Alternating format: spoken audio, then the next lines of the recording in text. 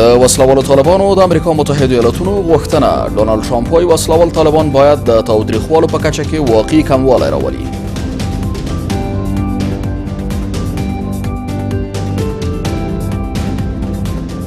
تر هر څه مخکې طالبان باید د افغانستان له حکومت سره خبرو ته کینی او یوې سیاسي حل لارې ته لاسرسی پیدا کړي.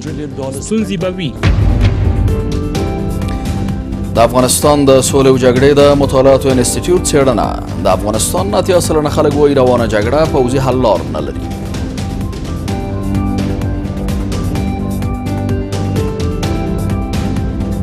حامد کرزي صاحب د حکومت پر مهال هغه هم ډېر سولې ته ژمن متعهد و او هغه ډېره لیوالتیا لرله. او د امریکا متحده ایالاتونو لخوا د ایران د قدس د ځواکونو د نوي قمندان څارنه. امریکا متحده ایالات وایي که د سلیماني لار تعقیب کړي د هغه له برخلیک سره به مخ شي.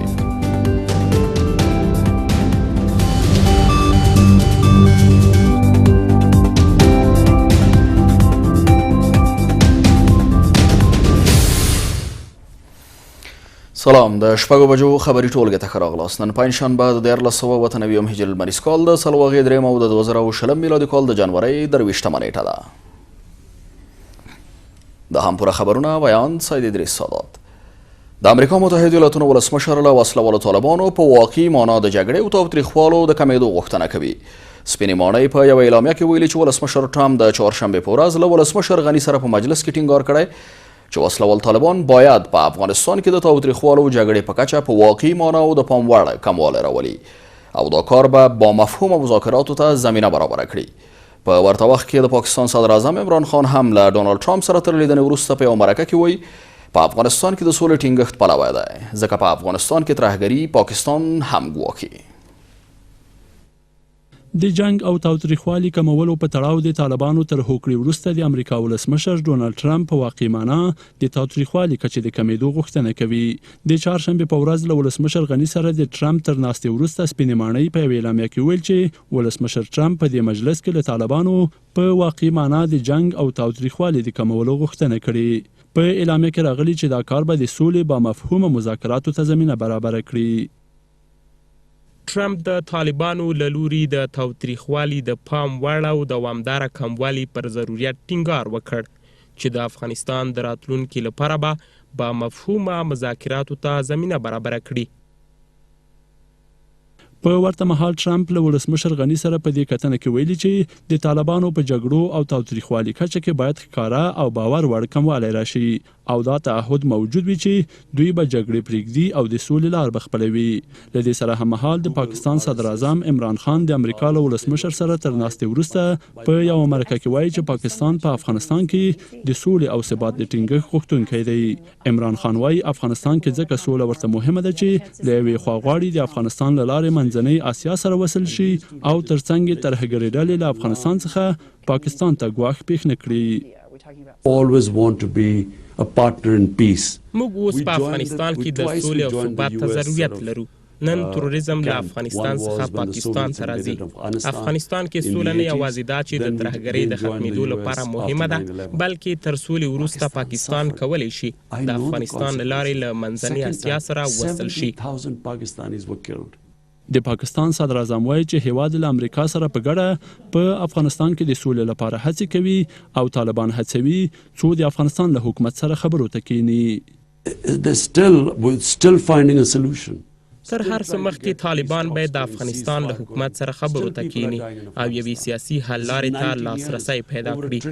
ستونزې به وي خو د ستونزې د حل یوازینۍ لار خبرې دي. د افغانستان مسله هیڅ کله پوځي حل نه لري. د امریکا ولسمشر داسې مهال له طالبانو څخه د تاوتریخوالي کچه کې د با مفهومه کموالي غوښتنه کوي چې تېره ورځ کابل نیوز د خپلو سرچینو په حواله خبر ورکړی و چې دوحه کې د طالبانو او امریکا په وروستیو مجلسونو کې مهم پرمختګ نه دی شوی او امریکایي لوري له طالبانو د تاوتریخوالي کچې صفر کولو غوښتنه کړې. افغانستان لا هم د نړۍ د لسو فاسدو دولتونو په کتار کې ده. د روڼتیا څار بنسټ په خپل کلني راپور کې وایي افغانستان لا هم د لسو فاسدو دولتونو په کتار کې ځای لري او د فساد ضد مبارزې په برخه کې لا هم مهم او ګټور اقدامات نه دي شوي. د افغانستان د روڼتیا څار بنسټ وایي د 1499 هجري لمریز کال بودیجې سند له ستونزو ډک و، خو د ولسي جرګې استازو له حکومت سره د پردې تر شا د یوې معاملې په اساس دغه سند تصویب کړ. د افغانستان د روڼتیا څار بنسټ د فساد په اړه د 2019 میلادي کال راپور خپور کړ. د روڼتیا څار بنسټ مسؤلان وایي ملي یوالي حکومت د خپلو ژمنو سره د فساد پر ضد مبارزې برخه کې هیڅ پرمختګ نه دی کړی او لا هم افغانستان د نړۍ د 10 فاسدو هیوادونو په قطار کې ځای لري. د روڼتیا څار بنسټ غړي وایي چې افغانستان د فساد پر وړاندې د مبارزې په برخه کې په 2019 میلادي کال کې له 100 څخه 15 نمرې، په 2018 میلادي کال کې 14 او په 2019 میلادي کال کې هم 14 نمرې ترلاسه کړي چې هیڅ کوم پرمختګ پکې نه دی شوی. فقط حکومت وحدت ملی توانسته که از 9 امتیاز به 16 امتیاز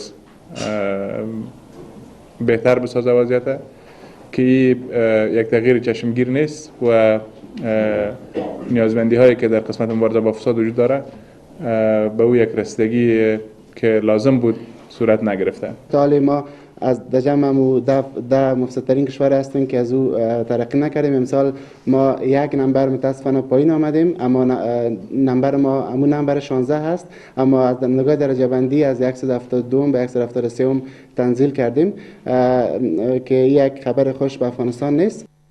د روڼتیا څار بنسټ وایي چې د ملي یوالي حکومت د درېګونو قواو ترمنځ د قواو تفکیک ته درناوی نه دی کړی او پر دې نه دی توانېدلی چې په دولتي ادارو کې د خلکو باور را ژوندی کړي.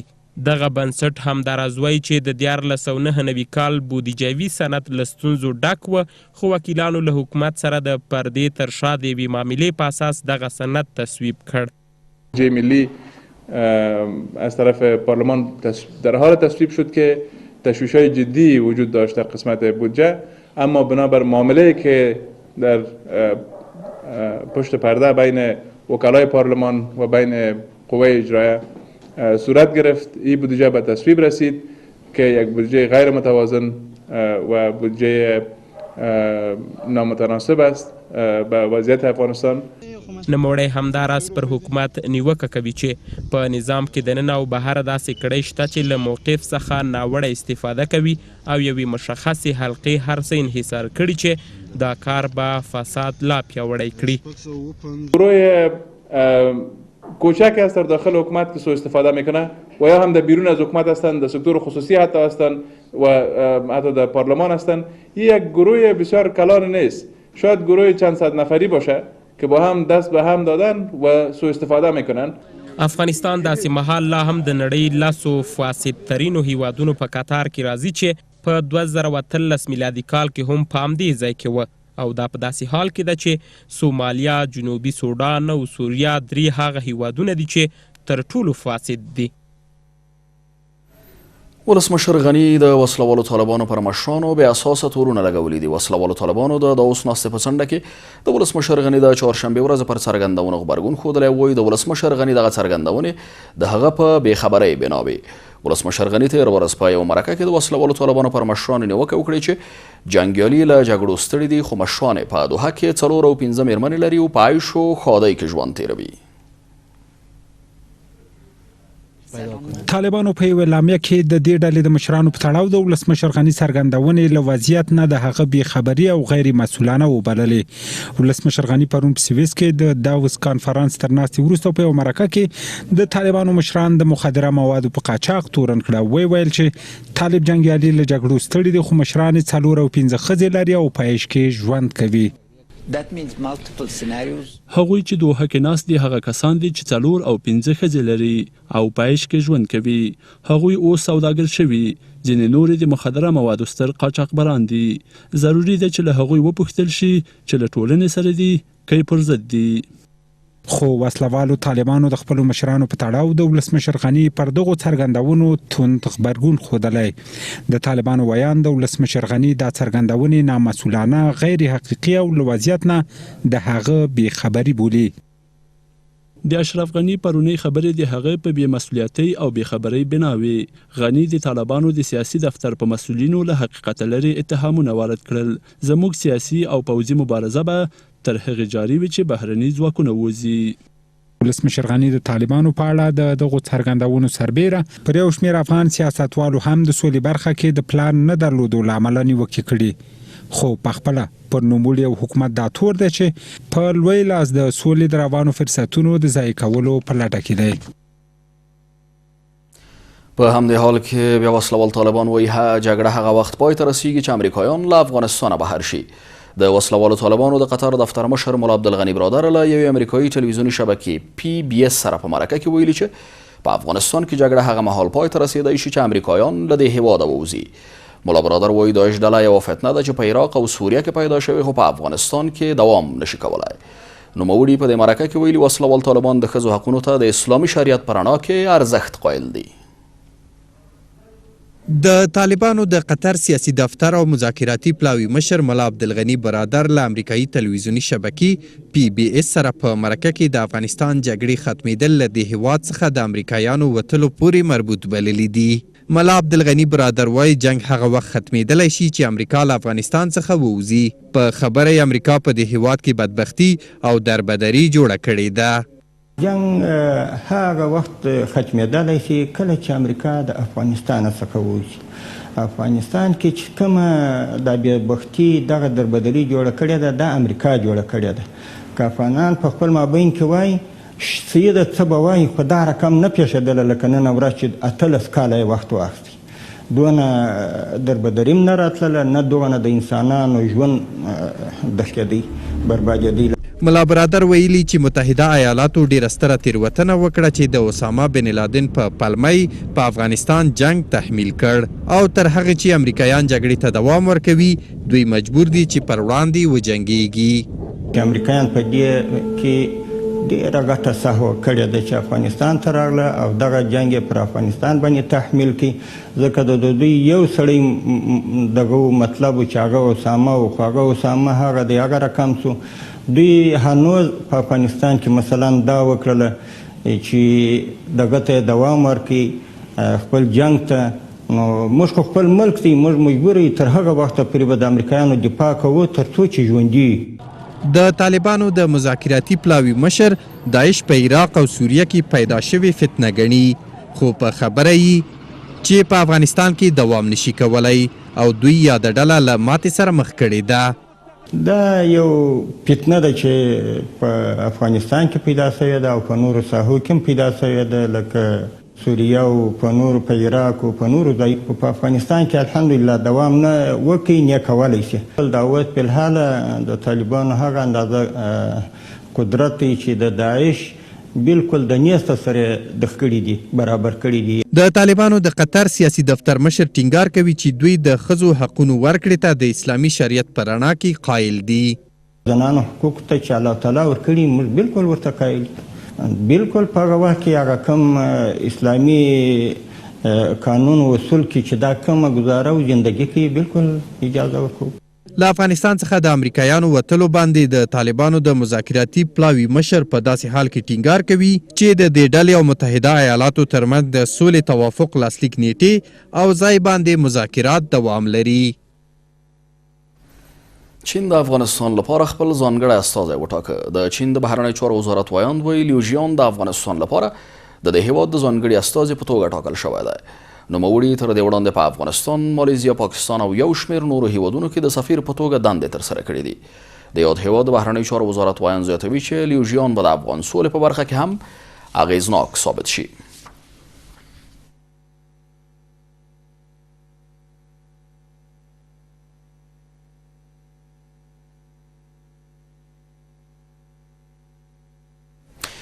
د کابل کندهار لوی لارې د خرابوالي له امله خلک او موټر چلوونکي له ستونزو سره مخ دي. د یادې لوی لارې مسافرین او موټر چلوونکي وایي دوی د لوی لارو د خرابوالي او ناامنیو له امله پر دې لارو له ګڼو ستونزو سره مخ دي او له حکومته د دې لارو د بیا رغونې او امنیت غوښتنه کوي. دوی خبرداری ورکوي که غږ ونه اورېدل شي او د دې لارې په رغولو کې اقدام ونه شي یا د لار به د ټرافیکو پر مخ وتړل شي. د کابل کندهار لوی لارې خرابوالی د افغانستان د جنوب لویدیځو ولایتونو اوسیدونکو او پر دې لارې تلونکو مسافرو ته ګڼې ستونزې جوړې کړي دي. د دې لارې مسافرین او موټر چلوونکي وایي دوی د پلچکونو د خرابوالي په ګډون د ناامنیو او عدم مراقبت له امله پر دې لاره له ګڼو ستونزو سره مخ دي. دغه موټر چلوونکي وایي چې مخکې به یې په دې لاره 15 ساعته مزل کاوه، خو اوس د لارې خرابوالي له امله 14 ساعته مزل کوي. ما دیشب ماشین با شاجوی بودیم حال سگ تا اینجا کسی با فکر مانه که چه کار است چه کار نه، فقط طالبان در غورځولي پلونه پلچکونه موټر چا که وګورځي د مخه زړه چې یخ نه کار کیږي نه کیږي. دولت دغه نه په قصه کې نه د یعنی واجبات دغه لوډر کې دغه پلچکونه بند کی. دغه لوی لار چې کابل کندهار او زابل ولایتونو سره تړي د خرابوالي له امله د موټرو له تګ راتګ څخه وتلې ده. د زابل د ولایتي شورا غړي او د دې ولایت اوسیدونکو خبرداری ورکوي که حکومت ورته پاملرنه ونه کړي دا لار به د خلکو او ترافیکو پر مخ وتړي. د زابل په حدودو کې کومه اشاره تېره شوې ده له شاجوی څخه تر مرکز کلاته پورې دا سړک په مکمل ډول تخریب ده. زموږ لاره له لویه سره چپه کېدونکې او مرګونې لاره چارې کې پرې شوي دي، موټر 2 موټران نشي ترله تېرېدای. موږ هیله دا ده چې مرکزي دولت د دغې لارې رغولو ته ډېره توجه وکړي. دغه لار له زابل څخه تر غزني پورې خورا ډېره خرابه شوې ده. په ورته وخت کې د زابل د سړکونو د څارنې او ساتنې ریاست مسؤلان یادې ستونزې مني او زیاتوي چې په دې لاره تر 100 زیات پلچکونه ویجاړ شوي دي. دوی وایي که بودیجه ورته منظوره شي هر څه ژر به یې په ښه ډول ورغوي. د کابل کندهار په عمومي سړک کوم پلونه دي د هغه یې منظوري هم ورکړې ده، قرارداد هم ورکړ شوي دي، خو متاسفانه ځینې مشکلاتو په اساس باندې وخت هم ناوخته وژمی راورسېدی هغه تکمیل نه شول. د کابل کندهار لوی لارې موټر چلوونکي او د زابل ولایت اوسیدونکي داسې مهال د لوی لارو د خرابوالي او د دې لارې د ناامنیو په اړه شکایت کوي چې له دې وړاندې هم ورته ستونزې رامنځته شوي، خو حکومت یې پر وړاندې هیڅ اقدام نه دی کړی. د افغانستان 80 سلنه وګړي په دې باور دي چې روانه جګړه پوځي حل لار نه لري. د افغانستان د سولې او جګړې د مطالعاتو انسټیټیوټ د یوې نظر پوښتنې موندنې ښیي چې په افغانستان کې روانه جګړه د پوځي نه بلکې سیاسي حل لارې پر مټ پای ته رسېدای شي. د دولت ساز ټیم لومړي مرستیال امرالله صالح دې غونډې ته په خبرو کې وویل چې هیڅ بهرنی له وسله والو طالبانو سره د افغانستان په نمایندګۍ معامله نشي کولای او دا کار به غیر قابل پیش بینی وضعیت رامنځته کړي. خو د وسله والو طالبانو د واکمنۍ پر مهال د مالی وزیر معتصم آقاجان وایي د پخواني ولسمشر حامد کرزي په مشورې د سولې هلې ځلې پیل کړې وې، خو هغه مهال د امریکایانو پالیسي جګړه وه نو ځکه یې نتیجه نه ورکوله. د سولې او جګړې د مطالعاتو انسټیټیوټ د سولې په اړه د دې بنسټ د نظر پوښتنې موندنې چې د کلیو او ښارونو په شمول د ټولنې مختلفو اقشارو نظریاتو پر اساس ترسره شوي شریکې کړې. د دې نظر پوښتنې 80 سلنه ځواب ویونکي باورمن دي چې جګړه پوځي نه بلکې سیاسي حل لار لري او 52 سلنه بیا پر دې باور دي چې د سولې توافق پرته د بهرنیانو وتل به د کورنۍ جګړې لامل شي. ما صلح و روایت صلح‌سازی را از فرستاده‌های ویژه بکشیم. چند فرستاده ویژه نباید برای افغانستان تعیین تکلیف در قسمت صلح کنند، بله میتواند تسهیل کننده باشند. د ولسمشر غنی په مشرۍ د دولت ساز ټاکنیز ټیم لومړي مرستیال د غونډې ته د خبرو پر مهال وویل چې هیڅ بهرنی نشي کولای چې د افغانانو په منافعو له طالبانو سره معامله وکړي. امرالله صالح وایي د بهرنیانو ګټې د دوی استازولي نشي کولای او د دې کار تحمیلول به نه اټکل کیدونکی وضعیت رامنځته کړي. هیچ خارجی از منافع ما در مذاکره با طالب نمایندگی کردن نمیتونه و هیچ خارجی توافق خدا بالای ما تحمیل کردن نمیتونه. ما منافع ما واضح است، آشکار است، در یک گوشه منافع ما با منافع خارجی ها همسان میشه، در یک گوشه دیگه متفاوت است. از تفاوت های خود ما نمایندگی میکنیم. اگر انتباهی است که طالب با احمد و محمود در فلان گوشه بشینه پسان بیا ایره بالای کابل تحمیل کنه، این یک محاسبه اشتباس، نه تنها که بالای ما تحمیل کرده نمیتونن ما را به طرف یک وضعیت غیر قابل پیش بینی دیگه سبق خواد دادن که به نفع هیچ کس نیست. د طالبانو د واکمنۍ پر مهال د مالیې وزیر متصم آغاجان وایي چې د سولې هلې ځلې د پخواني ولسمشر حامد کرزي پر مهال او د نوموړي په مشوره پیل شوي وي. نوموړی وایي په متحده عربي اماراتو کې له افغان حکومتي چارواکو سره په لویه کچه غونډې ترسره کړې وي، خو هغه مهال د امریکایانو پالیسي جګړه وه، نو ځکه یې نتیجه نه لرله. حامد کرزي صاحب د حکومت پر مهال هغه هم ډیر سولې ته ژمن متحد او هغه ډیره لیوالتیا لرله. زه د هغه د حکومت پر مهال یو ځل افغانستان ته راغلم، هغه مشوره را سره وکړل چې د صلح لپاره به کار کوو. بیا ما د هغه په مشوره باندې د صلح لپاره هلې ځلې او کوښښونه شروع کړل. په هغه وخت کې د دوی استراتیژي او د دوی موقف او پالیسی د جنگ و. بالاخره زه د اماراتو په دولت کې زنداني سولم او دغه زنداني کېدل زما داسې نه وه چې د اماراتو دولت زموږ د افغانستان د صلح او ثبات سره ټکر یا تضاد لره. دا ټول د خارجانو په اشاره باندې وسول. په ورته مهال د افغانستان لپاره د اروپایي ټولنې او ناټو تړون ملکي استازي د سولې پروسې بریالیتوب ته هیلهمندي ښیي، خو د مدني او سیاسي حقونو ساتنې باندې ټینګار کوي. افغانان باید د سولې خبرو کې د یو اړخ په توګه برخه ولري او اروپایي ټولنه د افغانستان د خلکو په مالکیت د سولې پروسې پر مخ بیولو ملاتړ کوي. ناټو لیواله ده چې افغانان د سولې هوکړې ته ورسیږي او د سولې تړون کې د ښځو حقونو، بشري ارزښتونو ته درناوی شوی وي او دا باید په افغانستان او سیمه کې امنیت او ثبات تامین کړي.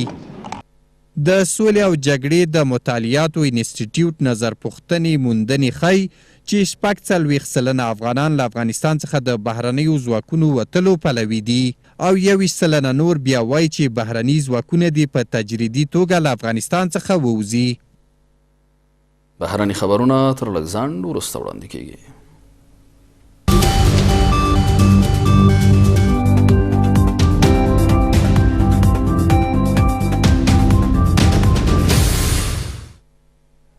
بیا هم ښه راغلاست او دا هم څو بهرني خبرونه. د ایران د قدس ځواک نوی مشر اسماعیل قانی هم د دغو ځواکونو د پخواني مشر قاسم سلیماني له برخلیک سره مخ کیدی شي. د ایران لپاره د امریکا متحده ایالاتونو ځانګړي استازي بریان هوګ له شرق الاوسط ورځپاڼې سره په مرکه کې ویلي که جنرال قانی د امریکا متحده ایالاتونو د وژلو لپاره د سلیماني لار تعقیب کړي نو له هماغه برخلیک سره به مخ شي. هوګ وایي سلیماني د یو داسې ځواک مشري کوله چې د ایران له اړخه له ټولې سیمې سره په جګړه بوخت او په وژل کېدو سره یې داسې تشه رامنځته شوې چې تهران ته یې ډکول ژر ممکن نه دي. قاسم سلیماني روانه میاشت د عراق په پلازمینه بغداد کې د امریکا متحده ایالاتونو د بې پیلوټ الوتکې په برید کې ووژل شو.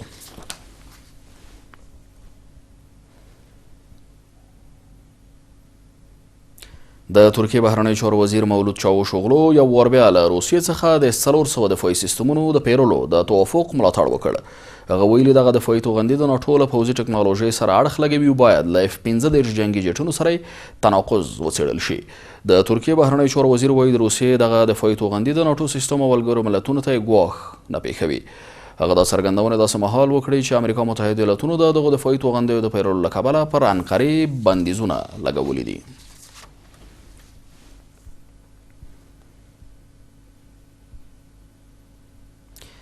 په چین کې د وژونکي ویروس کرونا د خپرېدو له امله نورو سیمو ته پر الوتکو او په دې هیواد کې پر عامه ترانسپورت بندیزونه لګول شوي دي. د چین د دولتي رسنیو راپور له مخې د دې هیواد په ووهان ولایت کې نورو سیمو ته پر الوتنو عوام ترانسپورت چې پکې بسونه، بیړۍ او میټروګانې شامل دي بندیزونه لګول شوي. پر یاد ناروغۍ چې ساري بلل شوې تر دې دمه 1500 کسان اخته شوي چې له ډلې کابو 18 تنه تر اوسه وژل شوي دي.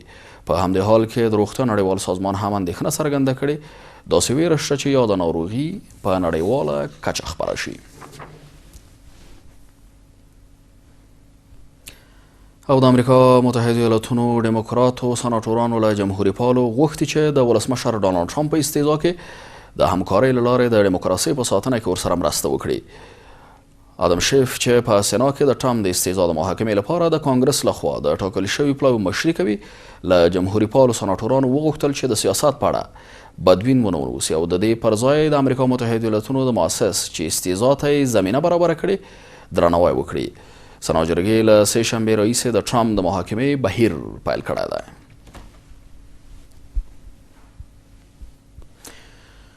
اوسنۍ خبري ټولګه په همدې ځای پای ته رسیږي او تاسو راولم د کابل نیوز له پاتې خبري او سیاسي خبرونو سره. تر بیا د خدای په امان.